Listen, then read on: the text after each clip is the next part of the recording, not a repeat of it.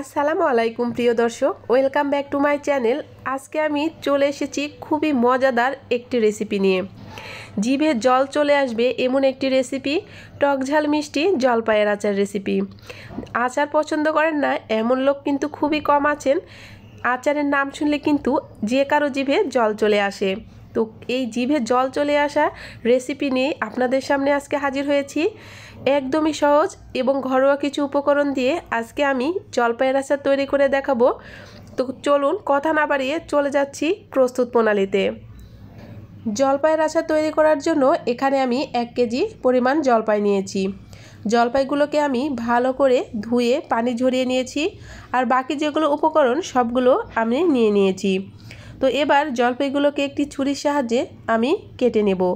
আমি আজকে একদম গোটা গোটা জলপাইয়ের আচার তৈরি করব।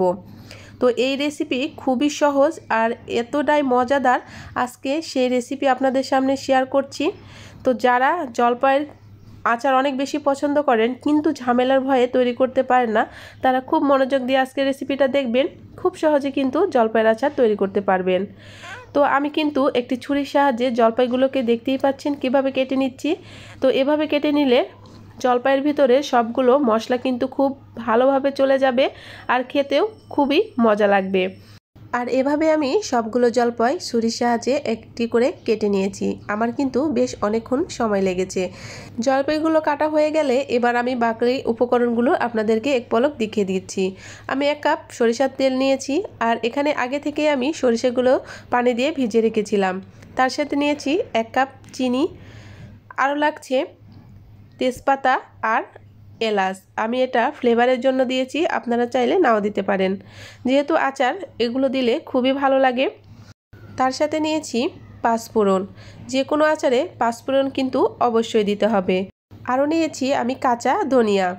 এবার 2টি রসুন আমি কুচি কুচি করে কেটে নিয়েছি একদম।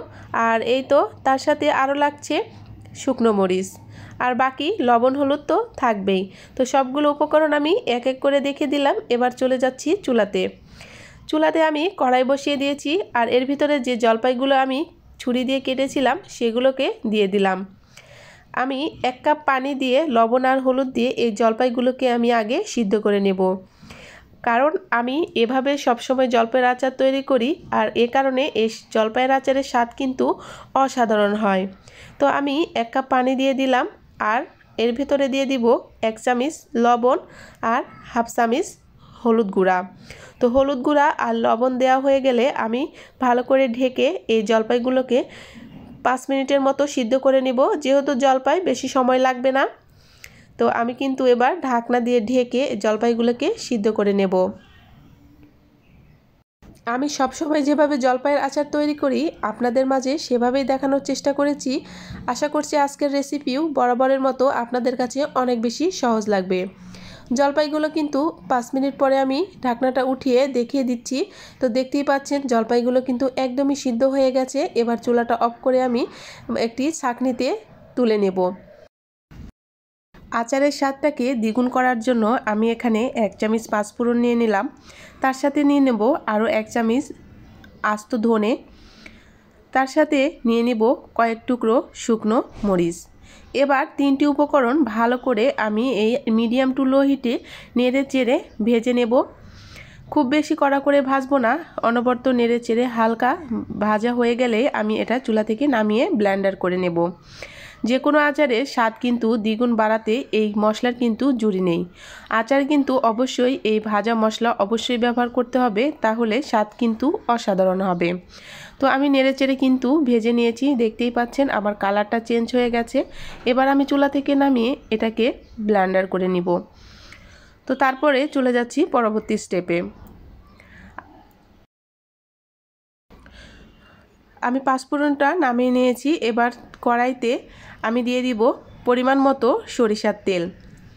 আচারটা কিন্তু অবশ্যই সরিষার তেলে করতে হবে, আর আমি এখানে 2 কাপ সরিষার তেল দিয়ে দিলাম। 250 গ্রামের মতো সরিষার তেল আছে। তো এখানে সরিষার তেল আপনারা প্রয়োজন মতো বুঝে শুনে দিবেন। অনেকে আছেন তেল পছন্দ করেন না, আবার অনেকে আছেন আচারে অনেক বেশি তেল পছন্দ করেন। তো আমি আমার প্রয়োজন মতো দিয়ে দিলাম। তার সাথে দিয়ে দিলাম তেজপাতা আর দারচিনি, তার সাথে কুচো করা রসুন। তো এই 3টি উপকরণ দেওয়া হয়ে গেলে আমি এই তেলের সাথে সুন্দর করে ভেজে নেব যতক্ষণ পর্যন্ত না ফ্লেভার চলে আসছে। চুলার জালটাকে মিডিয়ামে রেখে আমি কিন্তু অনবরত এই রসুন তেজপাতা মিশ্রণটি ভালো করে নেড়ে দিচ্ছি। খেয়াল রাখতে হবে পুড়ে যেন না যায়। যারা যারা এই পর্যন্ত চলে এসেছেন কিন্তু লাইক দিতে ভুলে গেছেন, প্লিজ ভিডিওটিকে একটি লাইক দিবেন। আজকে যদি আমার চ্যানেলে কোনো নতুন বন্ধু থেকে থাকেন চাইলে চ্যানেলটি সাবস্ক্রাইব করে আমার পাশে থাকতে পারেন। পাশে থাকা বেল আইকনটি প্রেস করে রাখবেন, আর আমি যখন নিত্য নতুন ভিডিও দিব তখন নোটিফিকেশানটি চলে যাবে। আমার কিন্তু তেজপাতা, দারচিনি, রসুন ভাজা শেষের দিকে। এ পর্যায়ে এসে আমি 5 টুকরো দিয়ে দিলাম শুকনো মরিচ। তো শুকনো মরিচ দিলে কিন্তু এটার ফ্লেভার কিন্তু আরও বেশি ভালো লাগে। শুকনো মরিচটা দিয়ে 1 মিনিটের মতো নেড়ে চেড়ে আমি নেব। আর এটার ভিতরেই কিন্তু আমি আগে থেকে সেই হলুদ দিয়ে আর লবণ দিয়ে সিদ্ধ করা জলপাইগুলো দিয়ে দেব। তো জলপাইগুলো আমি কিন্তু দিয়ে দিলাম আর তেলের সাথে নেড়ে চেড়ে একটু মিশিয়ে নিচ্ছি। তো এর ভিতরে আস্তে আস্তে করে আমি বাকি মশলাগুলো অ্যাড করে নেব। দিয়ে দিলাম 1 কাপ চিনি। আমি এখানে 2 কাপ চিনি ইউজ করেছি। তো আপনারা চাইলে আপনাদের মিষ্টি বাড়িয়ে কমিয়ে দিতে পারেন। আর তার সাথে দিয়ে দিলাম 2 টেবিল চামচের মতো বাটা সরিষা। তো তার সাথে দিয়ে দিলাম 1 চামচ লবণ, দিয়ে দিলাম 1/2 চামচ হলুদ গুঁড়া। তো এই সবগুলো উপকরণ আমি আবার এই তেলের সাথে নেড়েচেড়ে মিশিয়ে নেব। আমার সবগুলো উপকরণ দেওয়া হয়ে গেছে। এবার আমি একটি স্প্যাচুলার সাহায্যে ভালো করে মিশিয়ে নিচ্ছি। আচার তৈরি করা কিন্তু অনেক ধৈর্যের ব্যাপার। ধৈর্য ধরে কষ্ট করে কিন্তু চুলার কাছে থেকে মিডিয়াম টু লো হিটে রেখে আচারটাকে অনবরত নেড়ে চেড়ে কিন্তু আচারটা তৈরি করতে হয়। তো আমি অনবরত নেড়ে চেড়ে আচারটা কিন্তু তৈরি করে নিচ্ছি। তো আচারটা কিন্তু রেখে কোথাও যাওয়া যাবে না, আর খুবই সতর্ক রাখতে হবে যেন আচার পুড়ে না যায়। তো আচার পুড়ে গেলে কিন্তু এর টেস্টটা কিন্তু একদমই পাবেন না। আর এই তো আমি কিন্তু চিনিটা ভালো করে মিশিয়ে নিয়েছি। আমার চিনি থেকে পানিটাও ছেড়ে দিয়েছে। আর আমি অনবরত নেড়ে চেড়ে দিচ্ছি। দেখতেই পাচ্ছেন আমার আচার কালারটা কতটা লোভনীয় হয়েছে। আচার কিন্তু আমার আগে থেকেই সিদ্ধ করা ছিল, এ কারণে বেশি সিদ্ধর প্রয়োজন নেই। আমি আর একটু নেড়ে চেড়ে কিন্তু বাকি মশলাটা দিয়ে আচারটা নামিয়ে নেব। তো কেমন লাগলো আজকের এই আমার টক ঝাল মিষ্টি জলপাইয়ের আচার? তো অবশ্যই কমেন্ট বক্সে জানাতে ভুলবেন না। আর যে গুঁড়ো করে রাখা মশলাগুলো আমি এর ভিতরে এখন দিয়ে দিলাম। তো মশলাগুলো দিয়ে আবারও নেড়েচেড়ে ভালো করে আমি মিশিয়ে নেব। মশলা দেওয়ার পরে আমার আচারের কালার কিন্তু দেখতেই পাচ্ছেন একদমই চেঞ্জ হয়ে গেছে। কালারটা যেমন সুন্দর হয়েছে, আমি একটা চেক করে দেখেছি খেতেও অসাধারণ হয়েছে। তো লোভনীয় এই আচারের রেসিপি আমি খুব সহজ করে আপনাদের সামনে তৈরি করে দেখালাম। আমি আর কিছুক্ষণ নেড়েচেড়ে কিন্তু আচারটা নামিয়ে নিব। আচারটা থেকে কিন্তু অলরেডি আমার তেলটা ছেড়ে দিয়েছে আর গ্রেভিটাও কিন্তু গাঢ় হয়ে চলে এসেছে। তো এ পর্যায়ে এসে আমি কিন্তু আচারটা নামিয়ে নেব। আর যারা অনেক দিন ধরে সংরক্ষণ করতে চান তারা কিন্তু এর ভিতরে ভিনেগার ইউজ করতে পারেন। আমি খুব বেশি দিন সংরক্ষণ করে রাখবো না, এ কারণে ভিনেগার ইউজ করিনি।